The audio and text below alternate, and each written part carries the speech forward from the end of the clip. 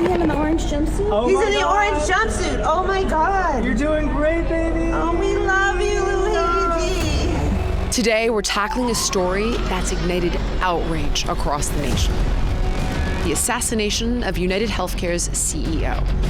Was this a desperate act born from crippling frustration with a broken system, or was Luigi Mangione a troubled young man suffering from mental illness? He went through a journey like so many patients. He had a debilitating spine injury. Joining me is Brigham Buhler from Ways to Well, here to unpack the complexities of this tragedy. This kid was struggling with this for 18 months. I mean, it's like being tortured. We'll explore Luigi's history and the systemic failures that may have led him to this breaking point, while also examining the CEO's controversial legacy. He implemented AI algorithm programs that rejected 90% of claims artificially. With accusations of insider trading, tanked pension funds, and a ruthless strategy that denied thousands of valid claims. And now the outrage is spreading. Wanted posters of other big insurance CEOs are surfacing across New York, reflecting a boiling point with rising premiums, AI-driven claim denials, and a healthcare system that many believe prioritizes profits over people. They're monetizing your opioids. They want you on drugs. There's more money in selling Band-Aids than there is in healing wounds. Whoa. Hold on. This is a conversation about anger, accountability, and the future of healthcare in America. What does the individual do with their own care? Yeah, that's a good question. Keeping it real with Jillian Michaels.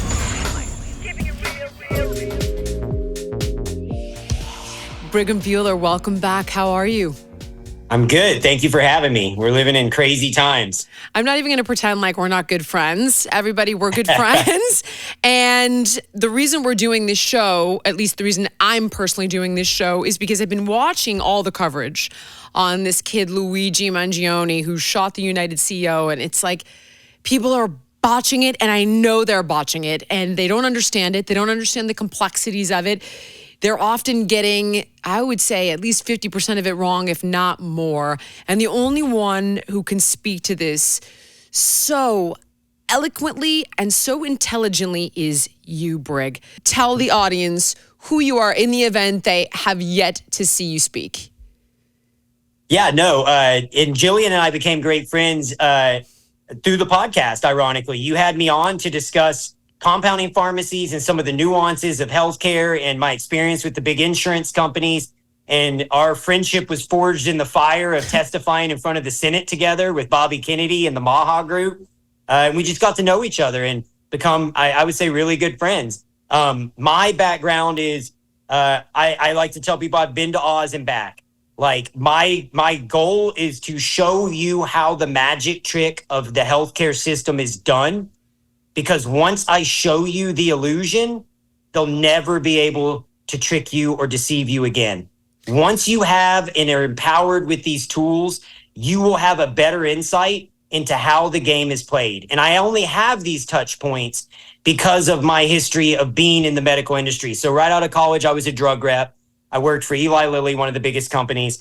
I left that to go be a med device rep, where I worked in some of the best and brightest hospital systems in the country, and helped orthopedic surgeons, sports medicine surgeons. So I'm familiar with the surgical market, surgical procedures and equipment. But where I learned the most about how broken our healthcare system is was when I took a leap of faith and left working in the industry to become an entrepreneur. And I owned genetics labs, blood labs, and pharmacies that attempted to work within the framework of the insurance conglomerates and the big pharmaceutical institutes. And what I saw was terrifying and staggering, to the point where, you know, I had built a thriving company of over 150 people. And those insurance companies and this system broke me. I had to lay off everyone and start over. And that is when I founded Ways to Well and Revive, my cash pay solutions that are attempting to bring cost-effective care to the masses. And my goal is to expose the broken, corrupt system for what it is and to attempt to provide a life draft for people. There are options out there.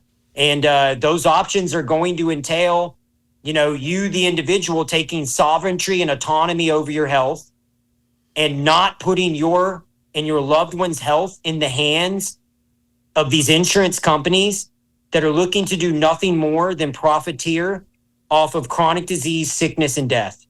So I want to play out every side of this story. And the first one is Luigi's. So my question is, what do you think would motivate such a violent crime against a high-profile figure in the big insurance industry?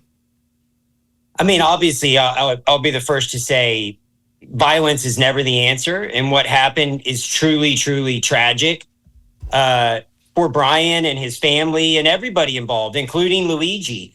But what's equally as tragic is the 1.7 million lives that we lose every year to chronic disease. And these insurance companies are an implicit part of that destruction of our healthcare ecosystems. They have corporately captured segments of the healthcare industry, like you and I testified in front of the Senate about.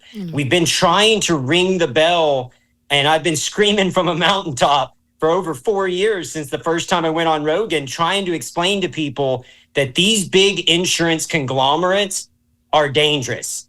And, you know, we talk so much about the catastrophic financial impact to America, to states, and to families. But the impact is so much greater because it's truly paid in human lives and human casualties. And so let's talk about Luigi. Let's talk about, I always like to come from a position of empathy and try to understand people. And again, nobody can ever condone what this kid did. But if I do put myself in his shoes, he went through a journey like so many patients. He had a debilitating spine injury, a spine injury where your discs slip out of place. That impinges nerves. Those nerves shoot into the extremities, like your hands, your feet, often causing numbness. And the scariest is in men, it'll shoot into your genitals, causing erectile dysfunction, burning fire sensation, sometimes in your genitals and hands. I mean, it's like being tortured 24/7, needles sticking into your hands. It's hard for these people to sleep. And this is one of those procedures where people battle with the insurance company. And so if you were to walk through a typical day in the patient life of somebody like Luigi, I read that it took him 18 months to get the surgery approved. That's pretty common. It actually takes anywhere from 6 to 9 months on average to get an insurance company to approve the surgical procedure. The problem with that is you're in chronic pain. That means they're going to give you opioids. That's why so many of these spine patients get addicted to opioids. They wreck their endocrine system. They wreck their hormonal response. They have chronic constipation, all of these issues exacerbated by the opioids that were shoved down their throat that they have to take to function day to day. All the meanwhile, they can barely sleep, lay in bed, everything's hurting. And the process of that, right, if you look at the medical process in general, it's an obstructionist process when it comes to surgical care. The insurance companies are quick to allow drugs, and I'll explain why here in a minute. And I think you know why after our discussions, but they're slow to approve surgeries. And so this kid was struggling with this for 18 months. Usually the insurance companies will make you go to a primary care first. You know, that's a 2 to 3 month process to get in with the primary care in this country. From there, they're going to say, whoa, buddy, that's not me. I got to refer you out. You need to go to a specialist. Now you go to a specialist. That's going to be another 3 or 4 months to get in with them. Then they're going to have to get a pre-approval to do your MRI. A lot of times the insurance company denies or delays the pre-approval. You fight with them to get that done. Now you finally get an MRI. You finally prove that you need the surgery. You finally get your day in the sun where you think you're going to get this healing factor and get this surgery done. And the last blow is it happens. The insurance company tells you you don't get to choose your surgeon. The surgeon you want may be out of network and may not be covered by that provider. So they choose the surgeon. And now the surgeon botches the surgery and you're unhappy. And if they botch that surgery, you're talking about a lifetime of pain and suffering that never goes away. And even if they get that surgery right, the sad part about spine surgeries is there's a 40% chance you're going back under the knife within a decade. Because once we fuse the spine, and this is why I discourage people away from spine surgery in general, and this is why I'm such an advocate for stem cells, is once we fuse that spine, you create a rigidity issue where the spine's no longer natural. So this vertebrae is locked in and this one's mobile. Well, what happens is this vertebrae is going to slip and the spine collapses. And now they got to come fuse that spine. And that's why eventually people end up fusing their entire spinal column and having all of these continual surgeries, and they get caught on the merry-go-round. Okay, hold on. So let's go back to, because you told me this, privately, so I think it's important we talk about this. The guy who was shot, the UnitedHealthcare CEO. Listen, I understand this man's a father. Neither of us ever think violence is the answer. But who is this man? Because when you look at why this man might be targeted, there's insider trading stuff. You told me he was like tanking teachers. I don't understand this. Again, out of empathy, I would say, let's sing his praises too on what he did do right. He graduated, I heard, from a town of 1,200 people. He finished valedictorian of his high school, a very smart individual. I'm sure his parents were very proud. And he climbed the corporate ladder and made his way up to being CEO of United. Okay. But what did he do with that power, right? Power, heavy is the head that wears the crown. You can choose which wolf to feed. You know that old adage, do you feed the light or do you feed the dark? And I'm sorry, when you look at the history and you look at the record, he fed the dark. He fed the dark. He implemented AI algorithm programs that rejected 90% of claims artificially, denying coverage to 90% of people. And then they go, whoops, sorry, accidental, right? Didn't mean to. 90%? 90% of claims were getting denied via their AI algorithm, and they got busted with it. The other thing that happened is they were facing a Department of Justice investigation as an organization for the monopoly that they have, for bullying, intimidating, for their tactics, for putting people out of business, for their corporate capture of these medical practices, for forcing patients. It's a monopoly. And so they're facing DOJ investigation. They know that was going to go public. And this guy unloaded $15 million in stock before the news could break, plummeting teacher and firefighter retirement plans. And the only reason this became public knowledge is the Hollywood firefighter department sued UnitedHealthcare because he cost them their fucking retirements. And these guys are multi-millionaire. You had a chance to do something good and you chose to do something bad. You were implicit in the death of millions of Americans. What happened to him was tragic. But what is happening to all of these innocent people who are battling cancer, who are battling osteoporosis, who are being drugged and doped to death is a bigger tragedy. I'm sorry. They are the innocents. They are the ones losing their lives. They are the mothers, brothers, sisters. I lost my brother to this crisis, to an opioid crisis that never should have happened in the fucking first place. Because if we look at how it happened, the FDA was captured by Purdue. That individual went to go work for Purdue once they gave them the golden ticket and let them put that drug on the market. Then the PBMs negotiated a deal with Purdue to get a kickback. So they made just as much money as Purdue Pharma on this crisis of addiction and abuse. Then they put in when we talk about deny, delay, the safety nets to prevent opioid abuse are the pharmacogenetic test we talked about. Let's identify if this patient can even metabolize this drug. Let's identify if they're going to be a slow, fast, or moderate metabolizer and be at risk of ODing and dying. They took that safety net. The insurance company said, no, we're not going to cover that. Denied. Gone. So now you have no way to get a blueprint for success. Okay, second safety net.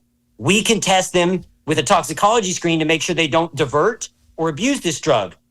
Denied. Gone. Insurance companies got rid of it. So now we have no way to tell that this patient that you prescribed a year worth of fucking opioids is not taking it and selling it on the black market, diverting it to somebody else, or overutilizing it. Okay? And then the last pillar is alternative care. Compounding pharmacies. Let's go back to it. We were making non-abusive, non-addictive pain creams that treat neuropathic pain, injuries just like the one Luigi suffered from. Could have been treated with a non-abusive, non-addictive topical. but it wasn't. Why? Because they hate compounding pharmacies because we don't pay to play. We don't give them a kickback. Purdue Pharma did. So Purdue Pharma bought its way into a market share, bribed the FDA, bribed the pharmacies, bribed all the insurance companies, and they got everyone chronically addicted to opioids, and they printed fucking billions of dollars off of it while we died in the streets. Don't tell me these people are innocent. They're criminals. They should all be federally indicted and tried. Okay. This was in it, just so people are listening, and if you think that we're crazy, this actually is Brigham explaining something to me that I had sent him that was in the New York Times. And for the New York Times to be brave enough to cover something that goes after big insurance and big pharma, and so I didn't understand it because it was saying, and I encourage everyone to look it up, New York Times drug makers paid middlemen, known as pharmacy benefit managers, to not restrict painkiller prescriptions. A New York Times investigation has found for years the benefit managers took payments from opioid manufacturers, including Purdue Pharma, in return for not restricting the flow of pills, as tens of thousands of Americans overdosed and died from prescription painkillers as the middlemen collected billions of dollars in payments. And then they don't do as good of a job as explaining exactly how, which is why I then went to you, Brigham, and said, I don't get it. Right. You know, I want to lean into the pain aspect a little bit, just because personally, I can speak to that. And I had 3 herniations and a fracture. And while it sounds like I had experts looking at my MRI and saying like, oh, this is nothing. And Brig, I couldn't walk for 6 months. And that's not hyperbole. I mean, I couldn't stand up without the pain being so great it would knock me to the ground. I crawled around on my hands and knees with construction knee pads, and I would just weep and think, if this doesn't get better, like, I can see why somebody would arguably consider taking their lives or get to a place of complete desperation because it's just no quality of life. You can't leave the house. It's not like, tingling. It's just freaking debilitating pain. And I can't imagine what I would have done without having the cash to pay for the MRI. Mm-hmm. Brigham, I couldn't get anything. Being me, I couldn't even get into a pain management center. They're like, yeah, come back in 6 months. But they were willing to give me the whatever pills I wanted. They didn't work, thank God, which now because I know you, I know they didn't work because my genetics are, not compatible with these drugs. Yeah, you're not a metabolizer. But of course, nobody says that. They threw whatever drugs at me. I took them. They didn't actually work, which I thank God for. And the level of desperation is so great when you are suffering in that way and thinking that you have nothing left to live for. Anyway, so I'm projecting myself into this situation.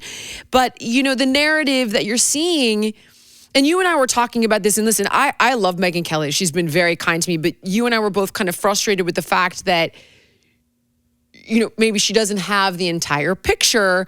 And it's like, well, he's mentally ill. Well, he's a psychopath. Well, is he? The kid has no history of mental illness. But we can all be broken, right? I mean, when you're under severe pain, I think of how much my attitude changes when I'm hungry. That's just hunger. Can you imagine excruciating pain, erectile dysfunction as a 20-something-year-old kid, and you're battling this? And then I don't know what happened on the back end with billing, but oftentimes, individuals are covered via their employer. And I see this all the time, employing over 300 individuals at my companies, across my companies. Younger kids typically choose bigger out-of-pocket copays and deductibles because they're young. And they go, it's not going to happen to me. Yeah. I'll take a $10,000 out-of-pocket copay or deductible. And then what that means is if you do fall into this pit of despair where you end up needing a surgery for a chronic pain or chronic illness, the first $10,000 is your burden. And the hospital is burdened, and your clinician or lab is burdened with trying to collect those dollars from that individual that may not have the money. All right, guys. For gifts that are always on time or personal growth, because you know how the holidays go. It's like one for me, one for them. With Masterclass, your loved ones can learn from the absolute best to become their absolute best in the new year. Masterclass is the only streaming platform where you can learn and grow with over 200 of the world's best. That's why Wirecutter calls it an invaluable gift. Gift unlimited learning and learn from any Masterclass instructor anywhere on a smartphone, computer, smart TV, or even in audio mode. For me personally, I am a terrible chef, and I've been taking some lessons in cooking that actually have the kids eating my food for the first time in their lives. So help your loved ones build life-changing habits. They can improve their physical and mental well-being with renowned psychotherapist Esther Perel. The classes, they make a huge difference. 88% of the members feel that Masterclass made a positive impact on their lives. That's a big number, guys. So listen, there's no risk. Every new membership comes with a 30-day money-back guarantee. Give your loved ones a year of learning with Masterclass. Masterclass always has great offers during the holidays, sometimes up to as much as 50% off. So head over to masterclass.com/keepingitreal for the current offer. That's up to 50% off at masterclass.com/keepingitreal. Masterclass.com/keepingitreal. But I want to come back to the pill thing for a minute. So we really lay this out. Why are the pills so readily available when the necessary procedures and or screenings like an MRI? I remember, and I'll just say this, I remember being in the emergency room with this because I thought that my back had exploded. I'm in the emergency room in the middle of the night, and they were like, we can't give you an MRI, but we can try to get you in a CAT scan. And then, of course, he offered me a morphine shot that he was going to administer, which I said no to because I have tough veins. I was like, no. And sent me home with the codone? Oxycontin. Not cotton. Codone. Codone? Okay. Oxycodone. Sent me home with a ton of those and some muscle relaxers. And I still had no idea what was wrong with me. So why was I not allowed to have an MRI, but I was given a ton of opioids? Yeah. No, that's a great question. And that is the crux of the issue. So I have to break it down for folks. Insurance has no ability to monetize MRIs unless they own the MRI center. And right now, that is not something they've captured. Insurance companies have captured the pharmacies, the pharmacy benefit managers, the middlemen that Trump alluded to the other day. The horrible middleman that makes more money, frankly, than the drug companies, and they don't do anything except they're a middleman. We're going to knock out the middleman. And I talked about this on Rogan years ago. The pharmacy benefit managers were an institution established to negotiate on behalf of the American people to drive down the cost of prescription medications, to make prescription of medications affordable for all of us, and to be a patient care advocate and be a voice for us in a room where we didn't have one. And the insurance companies in the 80s, when we rolled out HMOs, captured those companies. So the 5 biggest pharmacy benefit managers are owned by the 5 big insurance companies. And I explain it. Think of like Scooby-Doo when you're saying, who was the ghost? They pull back the mask and it's Mr. Rogers the whole time. That's what it is in this in our healthcare space. And why that is so crucial to understand is in the 80s, they went from negotiating on behalf of us to negotiating against us. They went to the big pharmaceutical conglomerates and they said, hey, you're only charging us $100 for insulin. Charge us $200 for insulin. And then give us a rebate of $100. So UnitedHealthcare shows you, Jillian, that they paid $200 for your medicine that month. They show it like at my company as an employer, right? I employ, like I said, over 300 people. They go, Brigham, Jillian was costing us $200 a month on this medicine. They never paid the $200. They paid because they got a $100 rebate. Yes. And that $100 rebate goes to the middleman, the pharmacy benefit manager, where they hold that profit. Then they make it look like to your employer and you that they paid this exorbitant amount for that medication, but they never did. They charge you a bigger copay, a bigger deductible, and at the end of the year, they readjust the rates and the premiums for your employer. So at the end of the day, it's the employers and the taxpayers paying for this marked up drug cost.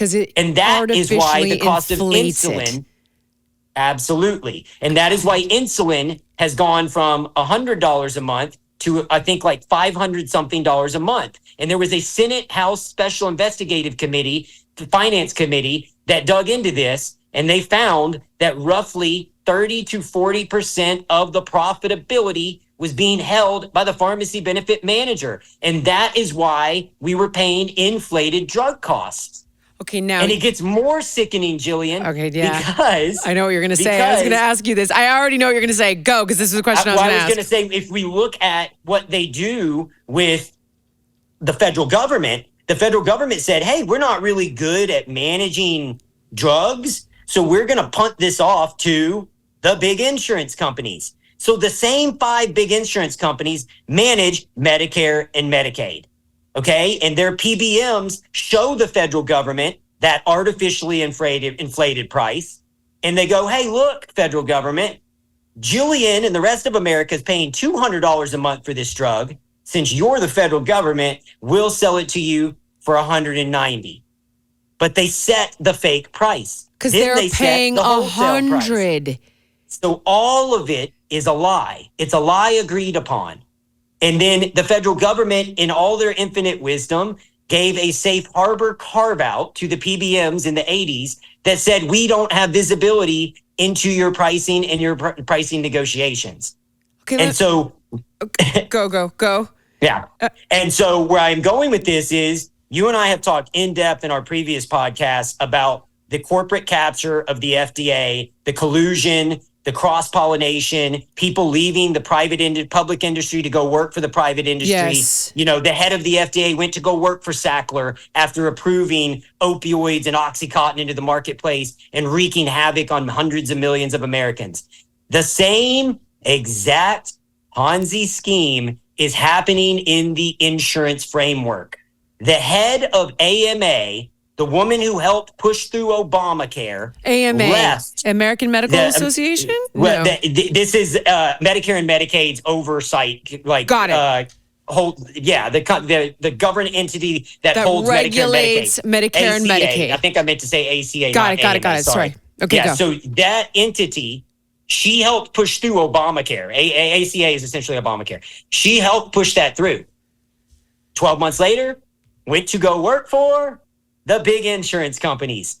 Literally got a huge payday, left working for the federal government, went to go work for those big insurance companies. She set up all the Medicare, all the Medicaid programs. We outsourced all that to these pharmacy benefit managers and insurance companies, and they're raking us over the coals because it's us, the taxpayers, paying for all of this. We're paying the overinflated prescription drug costs. And an example of how I can highlight this, the state of Ohio did a forensic audit because they said something's not right here.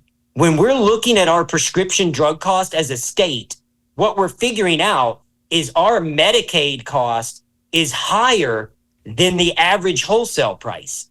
So at the state level, they don't have the negotiating and bartering power of the big bad federal government.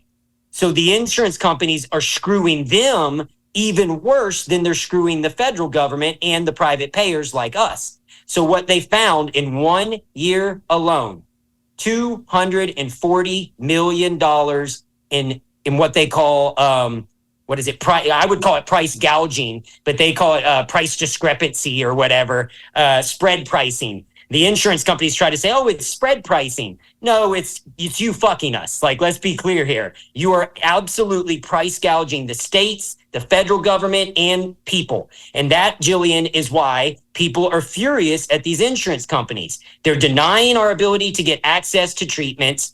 They're ramrodding treatments that line their pocketbooks. It's the same narrative that we faced since the 80s. It's not about patient outcomes. It's about profitability. It's about quarterly earnings. And while we are dying at a breakneck speed, deaths of despair at an all-time high, we're ranked 60th in the world in healthcare. I mean, which is pathetic. That's a travesty. The average American man dies 10 years younger than the average Japanese man. Like, we could go through all of these statistics. Stats, we both know them. I think But at the everyone's same time, United Healthcare's profits have gone through the roof, and their stock price has doubled. In 5 years, their stock price has doubled. While we are dying in the streets and dying of chronic disease, they are profiteering and monetizing sickness. And that is why people are disgusted with these CEOs. They are an implicit actor in this evolution and destruction of America. And they can pretend like they're a passenger. They're not a passenger, Jillian. They are double the fucking size of the pharmaceutical companies. They did $2.5 trillion. They're a juggernauts. They are not small. They're double the size of $1.5 trillion. They're double the size, and they're projecting they'll be $1.9 trillion by 2029 in revenue a year. United, $370 billion last year in revenue. Sorry, $370 billion in revenue, just United Healthcare. And guess how much of that came from marking up our prescription drugs? Almost half. Almost half of their profits are coming from fucking us at the pharmacy benefit manager. Sorry for the curse words, but that's how pissed I am. Whoa. Hold on. Wait. Okay, so hold on. Wait, I just need to wrap my head. Just one sec. So we pay for the insurance, right? Like, I think I pay $500 a month or something for my insurance because I'm healthy. I pay for that. I have a deductible, so I got to pay for the first, 10 grand or something because I'm healthy. I chose one of those plans. Yep. A major medical kind of a thing. Okay, so I got to pay for that. I got to pay for all my co-pays. So I got to pay for all of that. Okay, so I pay my money every month to the insurance company for my coverage. I pay the deductible out to the doctors. They don't have to pay anything. I pay the copay, which now I know ends up on my medications. Now I know ends up going to the pharmacy benefit managers, which we'll come back to in a second. So you're telling me all that money I'm paying, that's only half of the profit that these guys are making? The other half is on driving up drug costs. Yeah, they're making a ton of money driving up the drug costs. And I've said for 4 or 5 years now, the margins are made in the mystery. When people say, I don't understand, why can't I get transparent pricing? When I ran a pharmacy, I couldn't get transparent pricing. You know why? Because the pharmacy benefit managers decide the price, and they can change the price at will. And they change the price not based off what's the most efficacious, beneficial, safety profile drugs. They base it off who's willing to pay to play. And if Pfizer says, we don't want to give you that rebate, they move them to a tier 4 drug. And now when your grandma comes in and she needs her refill on her life-saving medication, and I've got to tell her, I'm sorry, Meemaw, your insurance doesn't cover that anymore. And I'm changing drugs on these patients every month, and they're furious. And they're yelling at us, and they're going, what do you mean? I pay my copay, I pay my deductible, I filled this last month, you don't know what you're talking about. And Jillian, I would get a book like the size of a phone book every quarter with all the new drugs that they were dropping and adding. And I want to be clear and concise. It did not have a goddamn thing to do with the efficacy or the benefit or the safety profile of the drug. It had to do with who would pay them the most money. Hold on. Who would adjust the rebate? Wait. That's it. Hold on a second, because now, hold on. Sorry, light bulb. Just a sec. So wait a second. My daughter is on ADD meds. And one that the doctor had initially recommended was not covered by insurance. But another one was. And I didn't even stop to think why that was the case. We simply called and said, like, hey, this one's not covered. We don't know why. Is there one that's covered or something else you prescribe? So hold on. Yeah. So okay, wait a minute. Let me recap. Let me recap real quick. So, back in the 80s, a group of middlemen called pharmacy benefit managers were put into place to negotiate on the American public's behalf. They were purchased, when you say captured, because you've shown me this, where you're like, Jillian, United is, tell me if I'm getting this wrong. United is Optum. Optum is United. United owns Optum, and Optum is the pharmacy benefit manager. Yes. Prime Therapeutics is a pharmacy benefit manager, but they're owned by Blue Cross Blue Shield. You got it. So they bought the middleman and said, F the American public, you work for us now because we own you. You are us now. So the reason drugs in America are 2, 3, 4, 5 times higher than every other place in the world, like Canada, the United Kingdom, other parts of Europe. The reason I hate Ozempic, but the reason they get their Ozempic for $400 a month and here it's $1,200 a month is because here in America, the federal government has given pharmacy benefit managers carte blanche to negotiate drug prices from the pharmaceutical companies. They work for the insurance companies. Then the insurance companies says to the pharmaceutical companies, hey, listen, we'd love to buy Ozempic from you if you give us this price we want. So you charge us $200, but give us a $100 rebate. If you don't play ball, we'll just tell everybody to buy tirzepatide. You got it. From, you got it. Eli Lilly. And then you've got to think, because they've outsourced the governmental pay to the insurance companies, they have captured 100%. 92% of the prescription drug care in America is covered by 3 of the biggest pharmacy benefit managers. Optum is one of those 3. So even Medicare and Medicaid. And so if I'm Big Pharma, I've got to play ball because I have got to get on Medicare and Medicaid. I want to be on Obamacare because the average American is on 4 or more prescription drugs, right? And as you get older, those drugs all get paid by who? Us, the taxpayer, because we are the ones funding Medicare and Medicaid. Oh my God. So not only, and guess how much of their revenue comes from Medicare and Medicaid?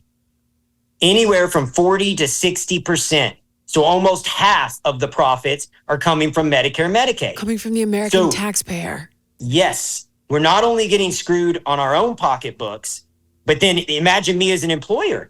Right? Let's take a drug like Ozempic. I'm so glad you said Ozempic or tirzepatide. $1,000 a month drug.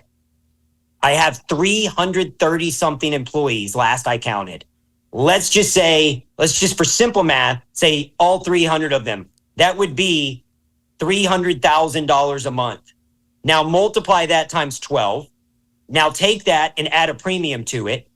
Now, at the end of 12 months, the insurance company comes back and says, Brigham, your company cost us $3.6 million. But it didn't cost anywhere near that because they're not really paying that because they negotiated a secret rebate that they're not telling you anything about. So it costs them half, but they drive your price up lying and saying it costs them double without disclosing the rebate. Yes. And then they're doing that to the federal government too. And we, the taxpayers, are paying for that. That's the crux of the issue. Right. So when we're screaming on a rooftop about the cost, and then that's just it. That's just how the taxpayers are fitting the bill with the health insurance companies. Right. But not to get too in the weeds, but take a step back through the drug evolution process. And the NIH is the one that does most of the creating and innovating for Big Pharma. And guess who funds the NIH? Me and you, the taxpayer. Most drugs are already developed and at a stage to go into human trials before a pharmaceutical company ever picks it up. All that research, like Ozempic, these weight loss drugs, these GLP-1s, the NIH was doing studies on these products in the 80s. We were compounding these products before Big Pharma launched them. We already knew about the NIH studies as compounding pharmacies. We couldn't make claims because it would have been off-label. But compounding pharmacies were already making these drugs for a fraction of the cost of what Big Pharma captured and monetized them for. Which is why they demonize. The NIH, what they'll do is they basically, I want to use the word sell the drug. They sign a patent agreement where they get some minor royalties for all of their taxpayers. So the taxpayer is subsidizing the innovation of Big Pharma. Then Big Pharma has no expenses on the innovation side because we paid for that shit. Then they get to take it And they use that money to basically buy off the FDA, bring it to market, launch it into a marketplace, run it through the human safety studies. When they do human safety studies, if they don't work around it some way through some backdoor arrangement with the FDA, launch it into the marketplace, partner with the PBMs, and price gouge us again. But we created the drug through our taxpayer dollars, through the funding the NIH and its innovation.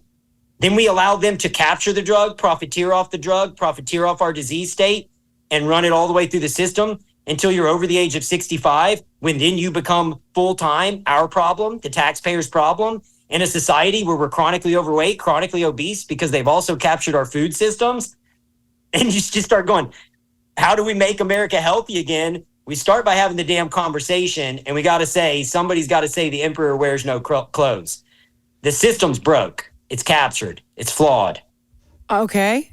I learn something new It's a lot. every time we talk. Okay, so hold on a second, which, by the way, I want to throw this out there real quick, is one of the top reasons that these guys demonize compounding pharmacies. You got it. Right, because you can 100%. get it for a fraction of the cost. 100%. And they try to say, well, the pharmacies didn't create it and we have a patent on it.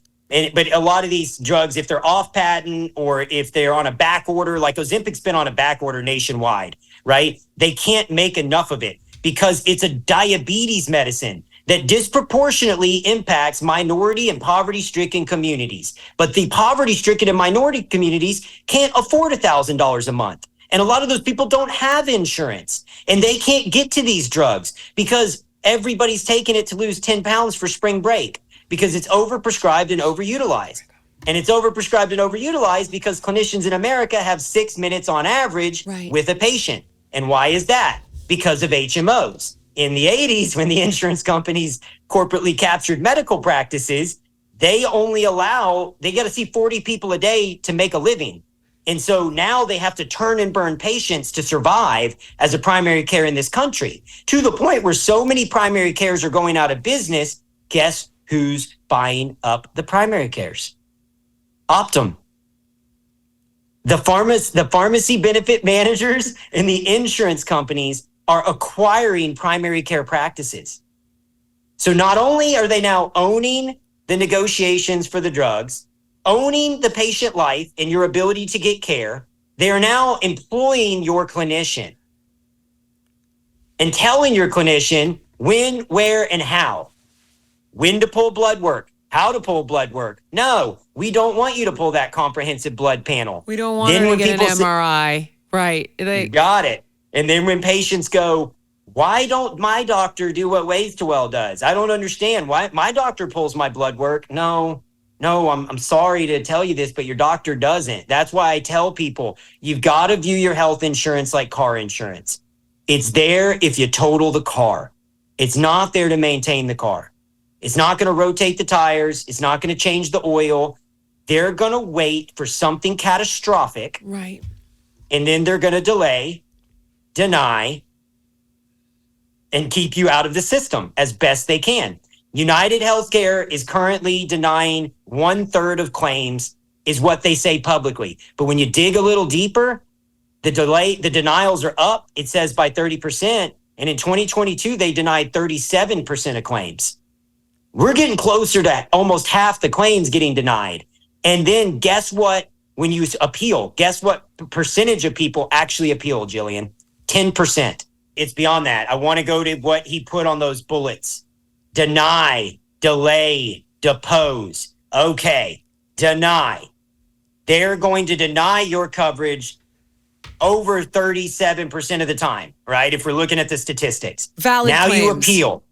Now you appeal it. Okay. 10% of people appeal. But let's say you need the surgery. You have to. You got to get this surgery. You appeal it. Okay.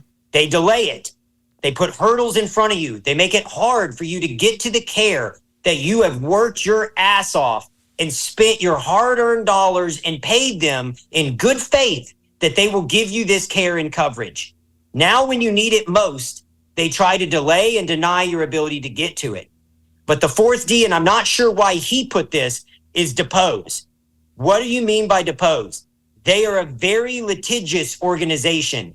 All of these healthcare companies are. And this is where I go to before. how they've captured the federal government, the Department of Justice, and the FBI. But before I get into that, I have to explain to you what I'm talking about. Okay, you come in and on a surgical procedure, let's say your out-of-pocket expense that you negotiated with the insurance because you took one of the lower grade plans because you felt healthy, is $10,000 on a spine surgery. I, the hospital, am burdened with chasing you down for that 10 grand. Okay. I am required by law and by contract to go after you for the 10,000. I am not required by law to collect it. I am required by law to show a reasonable effort to collect it. Okay. What is a reasonable effort? That's left up to the eyes of the jury that you get served if you end up suing each other. And so now they set the $10,000 price point to scare the shit out of you, to keep you from ever going and having that surgery, because they cannot monetize that surgery. They're monetizing your opioids. They want you on drugs. There's more money in selling Band-Aids than there is in healing wounds. They want to sell you the Band-Aids. They don't want to heal the wound. Okay? And now you get the surgery because you're in severe pain. Most of the time, the hospital doesn't get the full $10,000. They give you a payment plan and they say, Jillian, what can you afford to pay? And you go, I have $500. They take the $500. They hold the $9,500 as a debt. They have no collateral to go after you. They have no leg to stand on. Now multiply that times thousands of patients. Now I'm a hospital and Blue Cross Blue Shield now owes me $9 million. I say, Blue Cross, it's been 60 days. I need the $9 million. I'm serving your clients. I need the money. It takes 60 to 90 days on average to get paid. Then they're going to browbeat me and negotiate the price down. They're typically going to pay a fraction of what I billed them. Then by law, in the contract again, I will be required to go after you for the difference. Now, if I finally get fed up and decide to sue Blue Cross Blue Shield, they're going to depose.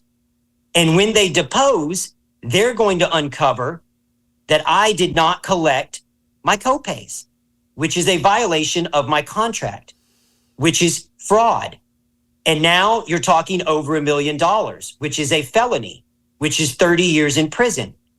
And so this is what I mean when I tell you they are judge, jury, and executioner. It is not just with patient lives. They're killing people, but they're killing the physicians, the clinicians, the hospital's ability to access and provide care for their patients. And the way the system is set up, when I owned labs, and this is what I tried explaining, and it's so complicated, it's really hard for people to understand. When I owned labs, I thought if the FBI ever knocks on your door, you're a bad guy. You're a bad guy, you did something wrong. And I had a former Department of Justice prosecutor, the head of healthcare fraud for the state of Texas, tell me, Brigham, the government comes knocking for two reasons: a lot of money and bad facts. If you're a successful entrepreneur, you're going to generate a lot of money. Right. If you deal with these insurance companies, they're going to generate bad facts. And if you ever piss them off, they're going to bury you. And they're going to sue you, and they're going to word it in a way. They can't legally bring forth criminal charges.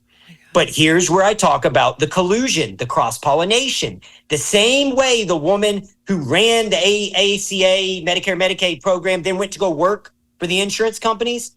There are currently 5 special investigative FBI fraud unit individuals in Texas that at the end of this year will hang up their spurs working for the federal government. This is facts. And are going to go work for Optum and the PBMs. 5 of them. And here's why this is a problem. Now you have a former FBI agent who has all these connections at the Department of Justice and the FBI, specializing in white-collar healthcare fraud, right? And now UnitedHealthcare puts together a packet and they put it on this guy's desk and they go, we want you to go interview doctors. Look at this. This doctor ran 800 blood tests last year. We don't think he had medical necessity. We don't think he collected copays. We think he violated his contract. And he probably did, because it's a lie agreed upon. And it was from the day one. And that is why your doctors are scared to do anything. They are in a system that will chew them up and spit them out. And clinicians have been federally indicted for spine surgeries where they didn't collect copays and deductibles because they'll say it's fraud. And they'll say that it was a Ponzi scheme to get the surgeries, but they never honored their obligation. And and then you go, well, yeah, but in a court of law, people will understand that. Jillian, in the state of Texas, the average juror has an 8th grade literacy level. An 8th grade literacy level, you tout out a spine surgeon and you say, this guy made $3 million last year. Here's a picture of him in front of his Lamborghini. And you say, we think he committed fraud. He didn't collect all these deductibles. Here's the contract. They're not going to understand it. And they're just going to, a grand jury subpoena does not say, is this guy good or bad? That's what people don't understand. A grand jury subpoena says, do you think there's enough evidence for us to bring forth a case? Okay. And then you go, okay, but they can fight it, right? They'll win in the court of law because they can fight it. And then they'll go in front of a jury of their peers and they'll have their day to defend themselves. Over 90% of the time in the state of Texas, as soon as they get a grand jury subpoena, they file for an asset seizure. An asset seizure means they seize your bank accounts, your cars, and your ability to defend yourself. All of it's gone overnight. Then they come back and they say, you have no money, you have no car, your name is mud, you've been in the state news, the local news. Do you want to take a settlement? We'll take $5 million. You'll get a slap on the wrist. You'll move on with your life. And when you do that a couple times a year, right, you scare the hell out of the entire industry. Yeah. And you put everyone out of business and everyone's willing to conform. And this is why I do not touch insurance. This is why when I couldn't tell you before how deep and how insidious this runs. And I haven't even gotten into this really in depth on Rogan yet. And I've been on it 3 times because it's scary. But I don't bill insurance. I haven't touched insurance in 7 years, and I'll never deal with insurance carriers again because everybody is losing in that system other than the insurance companies. The patient's losing, the doctor's losing, the hospital's losing, the lab's losing, and all the entrepreneurs are losing. And if you make one mistake, your freedom's at risk. Jesus, Brig. Okay, hold on. I want to go to case of saying. I know it's a lot. I know it's a lot. Holy shit. All right. So then when people individually go bankrupt because there's a default rate on their ability to pay. Correct. Of up to 50 to 60%. This is why? Because when they've got these $10,000 copays that they can't pay, then they have to declare bankruptcy because they have to be pursued for it. Because if they're not pursued for it, then the doctor can get charged with fraud. Yep. And I say bad data in, data out. I don't even want to display the DOJ as bad guys, right? With AI, with artificial intelligence, one of the things we talk about is it's only as good as the data you load into it. The Department of Justice is the same. If they're getting skewed facts, skewed data, and a biased lens from their buddy, who they go grab beers with every week, who now works for Optum, all of this is being controlled, manipulated. They have so many levers they can pull. And this is the most extreme of the dirty. But it is there, and it is prevalent, and it does exist, and it does happen. Then where this gets insult to injury for me as a serial entrepreneur is when I owned blood labs. These guys would go meet with the DOJ on their weekly meetings at their lunch and brunches and go, the reason healthcare is going up is because you got guys like Brigham out here telling doctors they should be doing analytics and blood work on everyone. Look at this. The doctor met Brigham, and then he started doing 100 blood draws a month. No, they did 100 blood draws a month because I educated them on the importance of preventative care. If our goal is to prevent chronic disease rather than treat symptomology of chronic disease, we have to uncover the root cause. And to uncover the root cause, we have to look under the hood. And to look under the hood, we got to pull some fucking blood work. Okay? And this person paid for that blood work, and you should honor this person's contract, but you're not. You're trying to make it look like me and the clinicians are committing fraud by pulling blood work, which is insanity. And that's why I'm in a cash pay model. And that's why I try to explain to patients, they are going to obstruct your care. Like if you were to go in, I had several UFC fighters that accidentally went in and presented their insurance card, and they gave them my panel, and they were quoted $3,800 for my blood panel. Yes, Brick. My blood panels, we charge $500 cash pay with a 45-minute consult. And that price is inflated because of all of the fuckery you and I just talked about. It's an inflated price because they know they're going to get paid a percentage of the billed charges. They know they're not going to get paid for 60 to 90 days. They know they're going to be required to go after the patient for a chunk of that money that they're never going to get paid. It's a lie agreed upon. And the lie agreed upon works until you piss off the insurance company and they decide to sue you. And now they sue you and they word it in a way that makes it look like you committed fraud. And then they hand a big old packet off to the Department of Justice. And then the Department of Justice goes, do we want to get $5 million in recuperations today and look like heroes and put a hide on the wall? Yeah, I think we do. And I think I want to go work for the big insurance companies for triple the amount as soon as I'm done here. When I ran a blood lab in the insurance market, I literally went out, met with clinicians across the state of Texas, educated them on the importance of preventative care, right? How do we stop the 5 chronic diseases that are killing so many Americans? Right.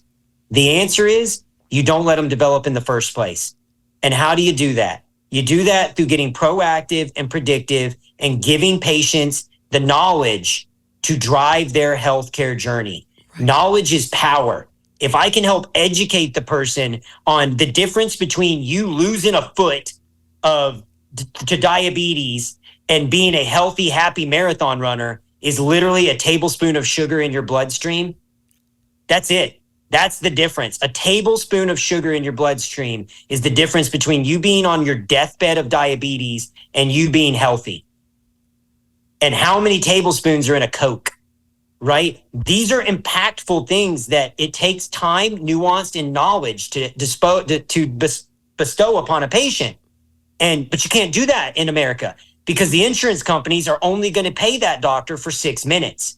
So your primary care is trying to get you in and out of there, go over all your family history, your chronic disease. Then they can't pull your blood work because they'll get hammered by the insurance company. So I educate these doctors. I teach them on the importance of pulling blood work. I create a plan with packets and information for their patients where they can help educate their patients on the importance. And all of a sudden, thousands of clinicians in Texas start pulling blood work. The AI algorithms that these insurance companies have instantly, within weeks, pick up on the uptick. Right. They send out automated letters to the clinicians and warn them that they think they're in violation of their contract and they don't like them pulling all of this blood work. They don't think they have medical necessity. They think they're running up the cost of healthcare. So those clinicians all immediately call and go, hey, Brigham, I'm not comfortable pulling blood work anymore.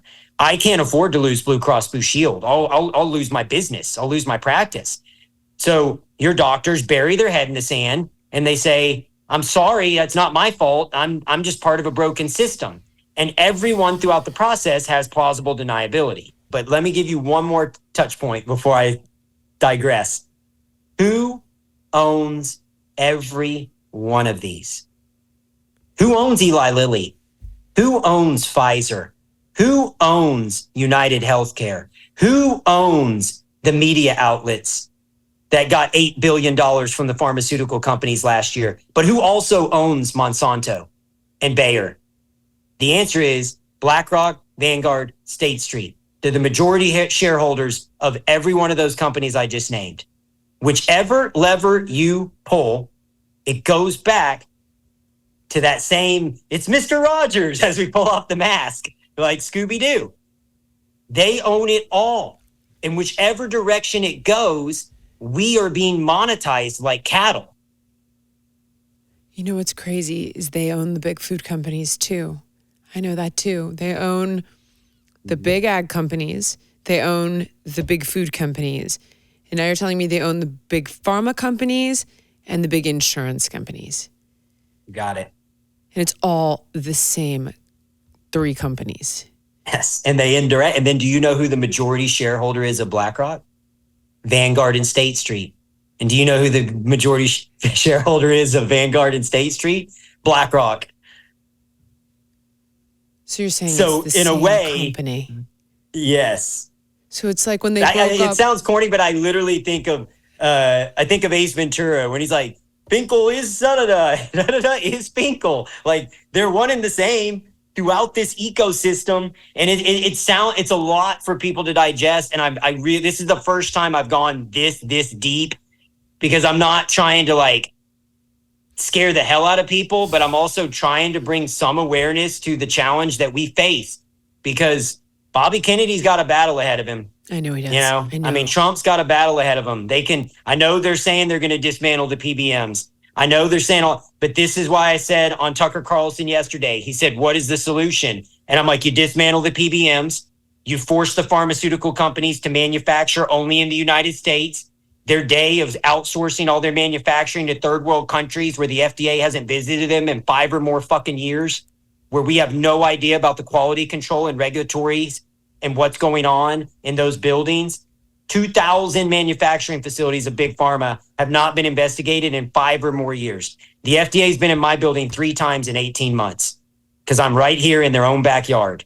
And our Big Pharma, counterparts are just getting off scot-free. Right now, you're working on the back end to solve this problem. As I mentioned in the beginning of the show with Bobby Kennedy, should he get confirmed, to shut all of this stuff down to the best of everybody's ability. Obviously, it's not going to be easy, but any step in the right direction is a step in the right direction.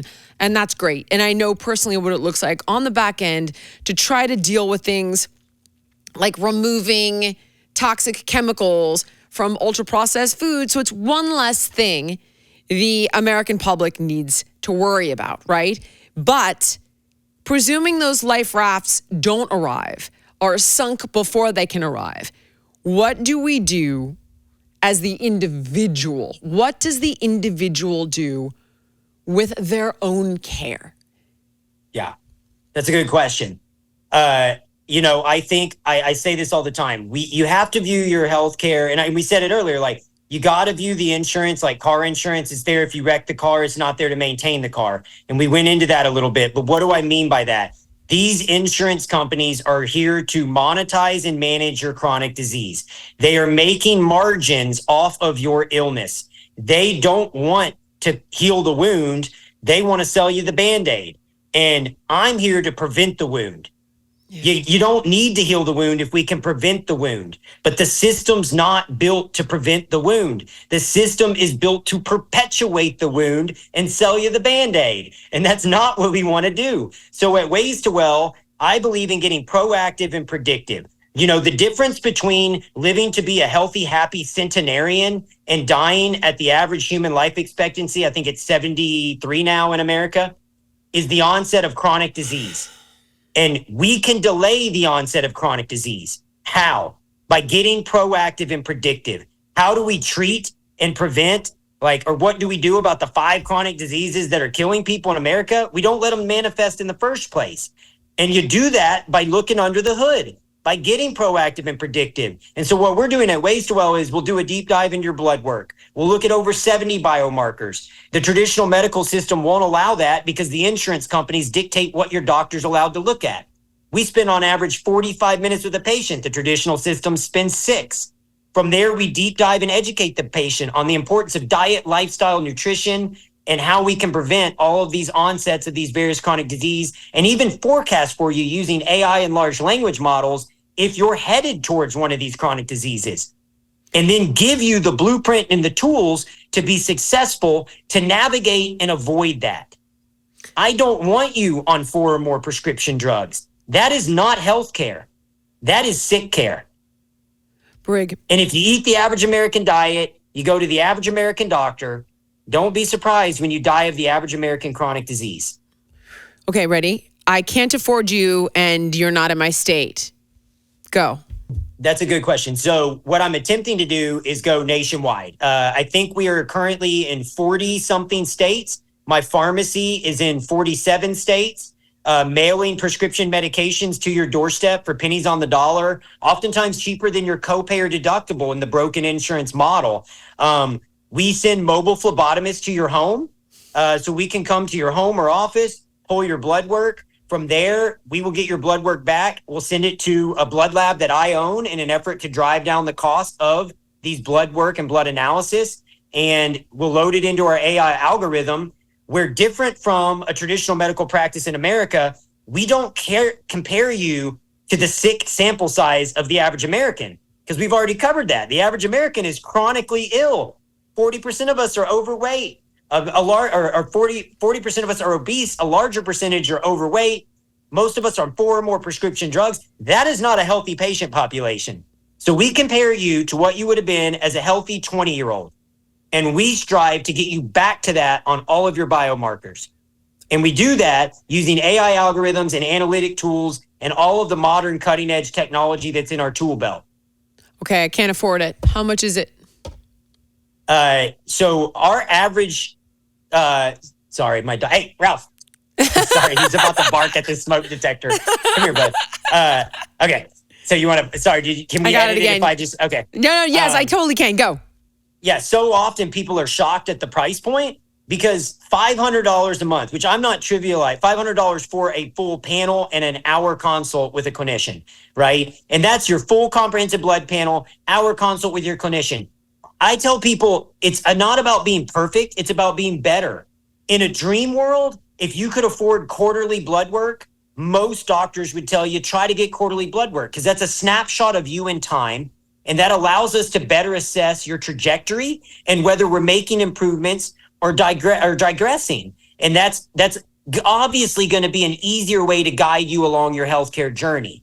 However, I understand that budget is a constraint for people. And that's why we offer finance plans. We allow individuals to, if they wanted to, finance this over a year period. But I recommend at least once a year, taking a look under the hood, go to a cash pay clinic. If it's not Ways to Well, find one in your area. Like, I don't have to have a monopoly on this space. I want people to have a monopoly on their health, whether that's through me or somebody else. I just implore you, please do not put yours and your loved one's health in the hands of these insurance companies. They are not good people. They are going to monopolize your health and profiteer off your disease. I'm telling you, you will be shocked what kind of feedback you get if you spend the time and a little bit of capital to go out and talk to a cash pay clinic. They'll blow your mind. So, Brig, hypothetically, I go twice a year. So if I go in January and I go in June, right? It's $500 for my blood work and an hour-long consult, and then you guys can prescribe something if I need something, correct? Absolutely. Okay, and I want to just use this example. So I'm playing stupid, but I now am a patient of yours, as is my wife. And I have a friend whose name I won't use, so I just want to give you, the audience, an example, who has had stomach issues for a really long time, and they found like a thyroid antibody in her blood work, not with you, and they took out her gallbladder, and they're throwing all these different stomach medications at her, like proton pump inhibitors and all kinds of stuff. She goes, I refer her to your clinic. They did a GI map. And to make a long story short, I don't fully understand this, and I'm not saying her name, but nevertheless, your team found out that she had something with her gut lining, put her on a peptide called PBC 157 that was shipped right to her door. And within 3 months, digestive problems gone, skin problems gone, thyroid antibody gone. Because they did the necessary tests and didn't just throw the drugs that they were getting paid to throw at her. You got it. So I'm just saying, like, so I'm play stupid for you guys because you guys, are learning this stuff. And I'm, friendly with Brigham. I can pick up the phone, but so can you. So that said, Brig, is there anything I should have asked you that I didn't? And of course, I'll put everything in the show notes of where people can find you. No, I think we covered a lot. The main thing I want to try to hammer home for the listeners are, look, 400 trillion to 1. I said it in front of the Senate. We won the statistical lottery. We're here today. We're alive. 400 trillion to 1 are the chances you're alive. It's a blessing. It can be a joy. Don't let these people chew you up and spit you out. Take sovereignty and autonomy over your health. drive your health. It doesn't cost a lot of money to do it. There are hundreds of clinics out there. I would love to help you, but if not me, find somebody. And just like you would a contractor or a mechanic or a plumber, if you need to, interview multiple clinics. Find who makes you feel comfortable. Find who you think cares and is going to take the time to help you and your family. But there is hope. And it doesn't have to come in the form of big government, and it doesn't have to come in the form of an insurance company. The hope starts with yourself, and it starts with you changing your life for the better. It's about making better choices, not being perfect. Thank you, sweetie. I'll talk to you soon. All right, thank you. Keeping it real with Jillian Michaels.